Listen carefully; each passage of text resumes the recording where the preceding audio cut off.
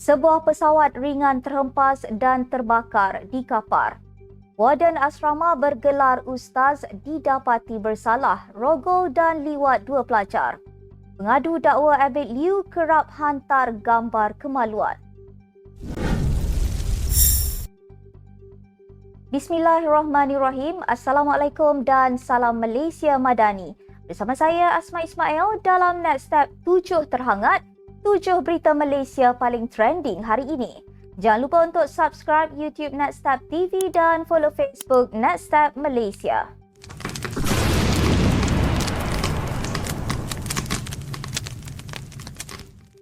Menteri Pertahanan Datuk Seri Mohamad Khalid Nordin mengesahkan bekas pengerusi Lembaga Tabung Angkatan Tentera LTAT, Jeneral Bersara Tan Sri Raja Muhammad Afandi Raja Muhammad Noor telah meletakkan jawatan itu secara sukarela.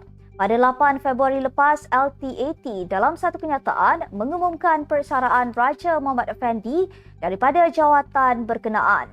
LTAT memaklumkan tempoh perkhidmatan Raja Muhammad Afandi bermula pada 2021 ditanda oleh komitmen tidak terbelah bahagi dalam mengukuhkan tadbir urus korporat dana persaraan Angkatan Tentera itu.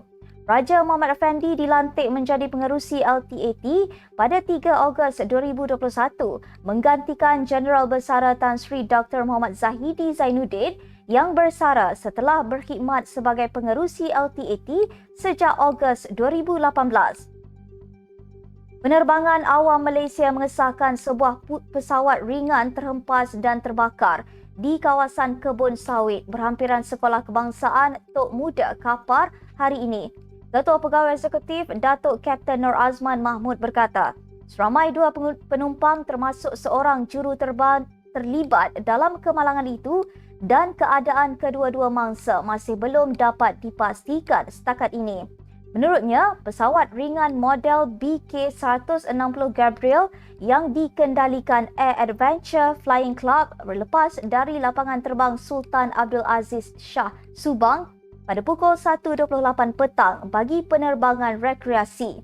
Menurutnya, hubungan terakhir pesawat dengan pegawai kawalan trafik udara dilaporkan pada pukul 1.35 petang, namun tiada panggilan kecemasan diterima. Katanya, siasatan lanjut akan dijalankan oleh Biro Siasatan Kemalangan Udara di bawah Kementerian Pengangkutan mengikut Peraturan-Peraturan Penerbangan Awam 2016. Angkatan Tentera Malaysia ATM akan merekrut penggodam komputer atau hackers sebagai aset baharu ketenteraan yang dibentuk bagi memperkukuh sistem pertahanan negara seiring usaha membangunkan angkatan masa hadapannya. Menteri Pertahanan Datuk Seri Mohamad Khalid Nordin berkata, pasukan itu akan memberi tumpuan kepada ancaman bukan tradisional seperti serangan cyber, ancaman digital serta elektromagnetik pertahanan. Katanya, pendekatan itu mula menjadi norma untuk Angkatan Tentera melakukan proses pengambilan anggota baharunya. Malah, ramai penganalisis meramalkan yang pertempuran atau pertembungan kuasa akan lebih membabitkan kecanggihan teknologi seperti unmanned drones dan aset yang dikawal secara digital. Mengulas lanjut, beliau berkata, matlamat penubuhan pasukan sedemikian juga dapat memperkukuh sistem kawalan dan pemantauan di perairan dan sempadan negara dari sebarang ancaman penyeludupan. Terdahulu, Mohamad Khalid yakin persediaan ke arah itu penting selepas mengambil iktibar terhadap satu kejadian penggodaman dan kecurian fail dari Pentagon Amerika Syarikat yang digelar sebagai insiden besar pada suku akhir tahun lalu yang mengakibatkan sehingga lebih 600,000 email terjejas serta memberi kesan kepada lebih 2,500 organisasi kerajaan. Warden Asrama Sekolah Menengah Agama Muhammad Nur Salam Hazman telah didapati bersalah Mahkamah Session Pasir Mas hari ini terhadap 5 pertuduhan merogol dan meliwat 2 pelajar perempuan pada Julai dan Ogos. Nur Salam, 30 tahun, telah didapati bersalah merogol 2 pelajar perempuan, seorang berumur 13 tahun yang dirogol 3 kali dan seorang pelajar berumur 14 tahun yang dirogol dan diliwat. Dia dihukum penjara 9 tahun dan 8 sebatan bermula 5 Januari. Pendakwaan dilakukan Timbalan Pendakwa Raya Muhammad Faizuan Sulaiman manakala tertuduh tidak diwakili peguam.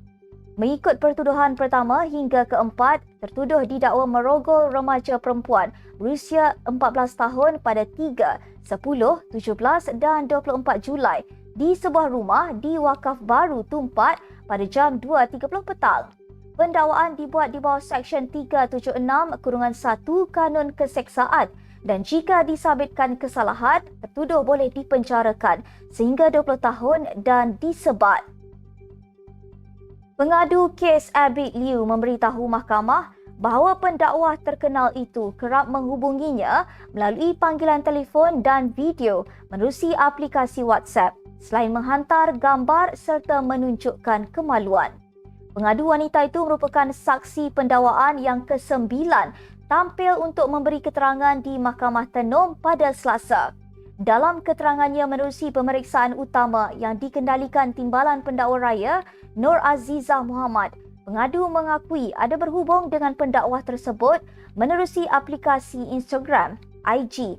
Bagaimanapun, pengadu memaklumkan pada jam 4.30 petang 14 Mac 2021, pendakwa tersebut buat pertama kali mengirimkan gambar kemaluan. Pengadu turut memaklumkan kepada mahkamah dia ada bertanya kenapa pendakwa tersebut melakukan perkara sedemikian dan dijawabnya isterinya tidak dapat melayan kehendaknya.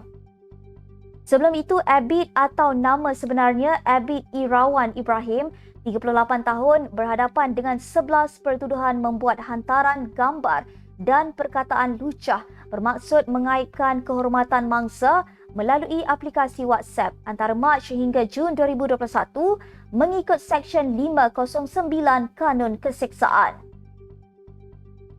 Blogger kontroversi Papagomo atau nama sebenarnya Wan Muhammad Azri Wan Teres ditegur seorang doktor perubatan kerana sesuka hati mengaitkan keadaan fizikal tubuh Perdana Menteri Datuk Seri Anwar Ibrahim dengan penyakit HIV.